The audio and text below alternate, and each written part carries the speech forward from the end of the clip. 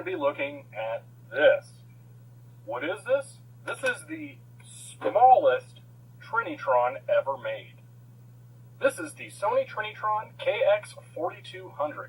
It is meant primarily as a monitor, but does include a detachable TV module that would allow you to watch broadcasts on it. It features a 3 3/4 inch size color CRT. Now let's look at the connectors on the back, because this thing's pretty strange there. We have a typical 5mm barrel jack input for power, but it is negative center. We have 2 AV inputs and 1 AV output, which are very interesting.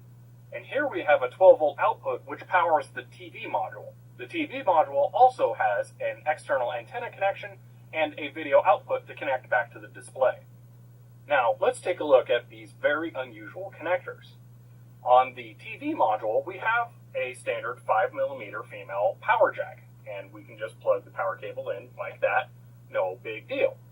But on the other end, we have a male 5mm cable connector, and that looks like this. It is a much different kind of cable. Now, I didn't get any cables with this. I found this cable on Amazon, but I had to slightly modify it to make it work for this. Now for the AV inputs, which are much stranger. While these look like a standard RCA connector, it's a hybrid of a regular RCA jack and a 2-pole 3.5mm audio style jack. Again, I did not get any cables with this, so I had to make this cable. I was able to do this by heating up the center of an RCA cable, pulling it out, disconnecting the wires, and then running a connector from an audio cable into here and melting it back in place. Now that I have this cable made, I can easily connect into this and then break this out into a more useful connector that I can run any signal I want into. This is one of those devices that I can't find a lot of information about. There's a couple of websites that have some generic listings that basically state it's a color television and maybe tell you what size the tube is. And since I've got this, someone else has apparently got one and made a post on Reddit about it. There's one other guy who has 2 YouTube videos about it, but other than that, I can't find a lot out there. Now, the only other 2 instances of seeing this online have been on eBay. The first one that went up on eBay since I've had this sold for $450. That, I think, was a mistake on the buyer's part. I think it was probably some avid Sony collector who feels they must have every Trinitron ever made. Why do I say that? Because another one went up on eBay about a month later and proceeded to not sell at $50. But I'm fascinated by this thing. One of the reasons I think I can't find much info about it is because it was expensive and they didn't make many. Now, I've taken apart the TV module before, but I think it's worth doing it on video to show you what it looks like inside, because this does not look like a high-volume product.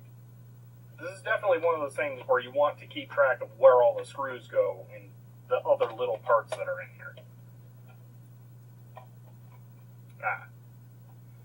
Alright, so here we get our first taste of how difficult this thing must have been to make.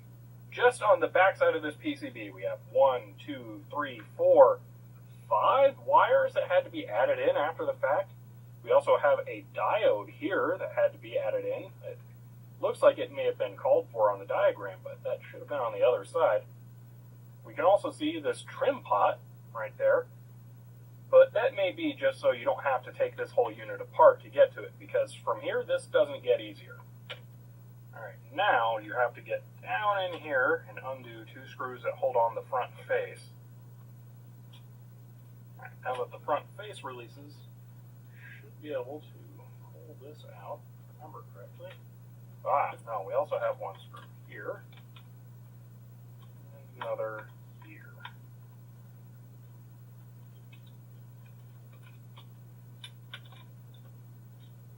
Okay.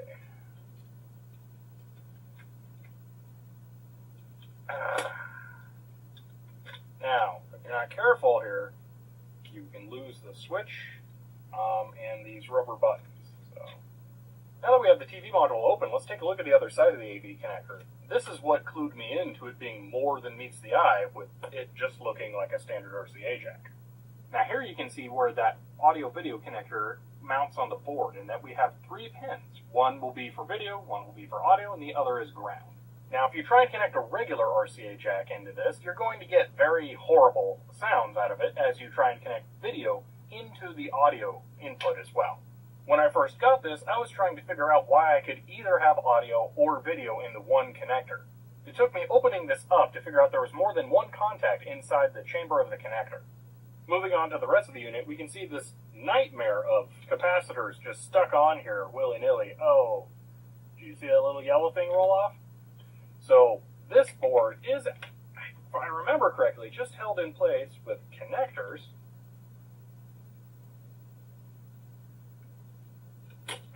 Yep. But also these plastic posts. And those plastic posts like to move around as they please. Now from here, there's not much more to go over. There are some interesting modifications that had to be made to how this thing was built. And we have the regular RF can and the antenna input. But beyond that, I don't really think there's much else to look at here. So I'll go ahead and reassemble this, and then let's take a look inside the display. I haven't done that yet, so I'm not sure what we're going to be greeted with.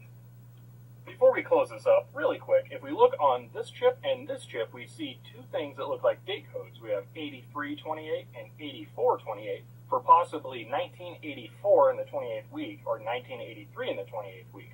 So I think we can say this thing came out in about 84. Also, this looks like a whole lot of fun to put together. Okay, so now to open this. Well, actually, I'm going to be opening this a second time because my microphone came disconnected during the entirety of the disassembly the first time around, so I'm going to redo it. But this time, at least, I know what I should and should not do. So I know that the only screws I really need to disconnect are on the back here and right here. So this will be a lot easier now.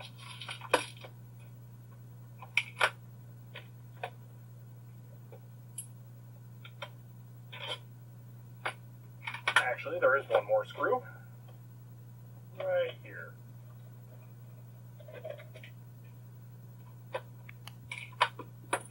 Alright, and with that, we can take off this back piece, which will loosen the battery door cover, although it looks like it's not going to come off this time.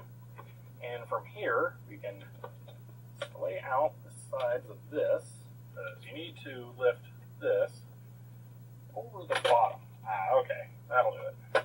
That was the volume knob coming off, not a big deal.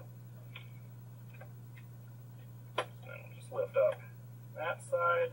Okay. And from here, you just splay it and lift it. Oh, disconnect that one.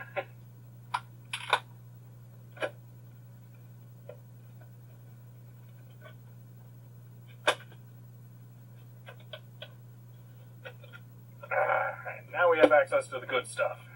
Oh man, this is a tiny CRT. I mean, that's a whole CRT right there. Look, the size of my hand. That's crazy. You can see this area is a bit dirty. Now, normally that would make me suspect of bad capacitors, but the vent on the top is right there, so I know we don't need to worry about that. Other than that, though, I don't really want to get too much farther into this because there's a lot of dense stuff in there and a whole lot of cables that I would have to reroute. So I think I'd be better off just leaving this as is since it works, and I really like it, and I really like that it works. So, yeah, it's fun in there, but I'm better off just leaving it alone.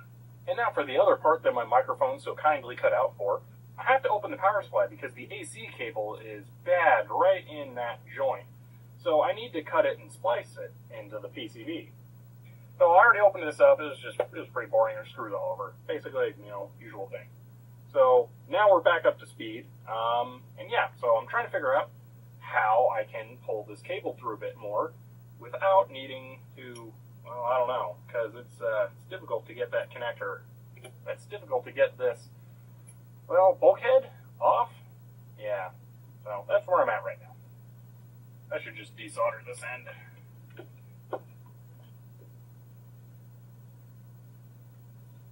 Ooh, that does not feel like lead-free solder. Ooh, that's nice.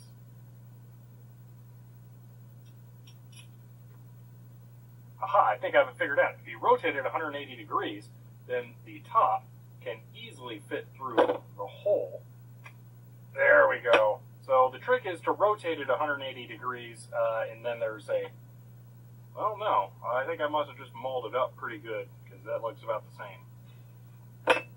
Well, either way, I got it out now. Yeah. Oh, jeez, no wonder the cable doesn't work anymore. That's a heck of a crimp in there. So that means I would have to replicate that crimp to get that to fit. Oof, I don't know if I can do that with what I've got on hand, but we'll see. So I need to cut this back. Let's go there. And we'll go ahead and split the cable just initially. Then run it in. Ooh, yeah, that's not going to be easy.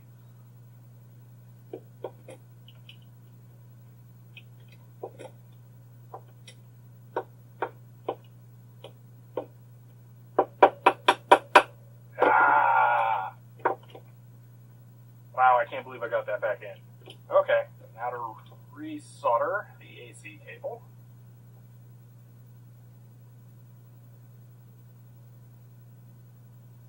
Alright, that should be the end of the modifications for the power supply. Alright, now that we've had a look at the inside, let's see what you can do on the outside. If you lift the handle up, you have adjustments for picture, which seems to be some kind of gamma. There is a brightness, which just appears to be white level. There is a color, which in this exact scene isn't going to do much.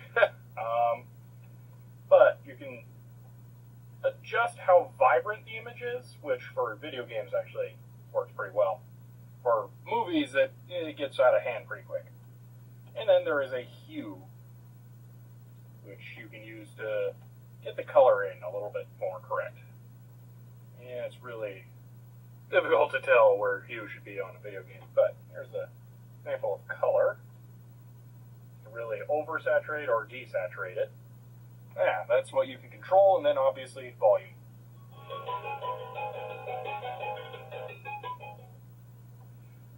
Now the TV module on mine does work. I'm missing a door on the side, you may have noticed, but that's not really that important.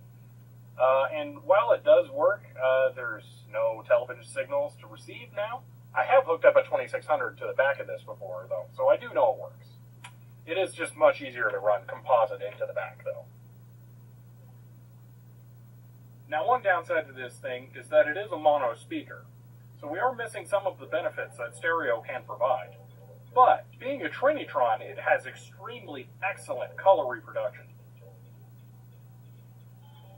In person, this thing looks pretty good, but for a portable, it looks really good.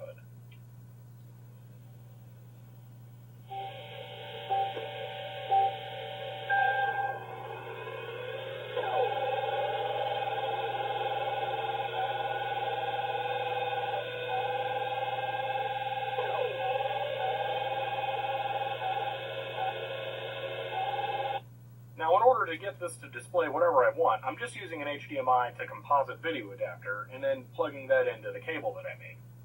So I can actually connect my computer to this thing and use it as a monitor.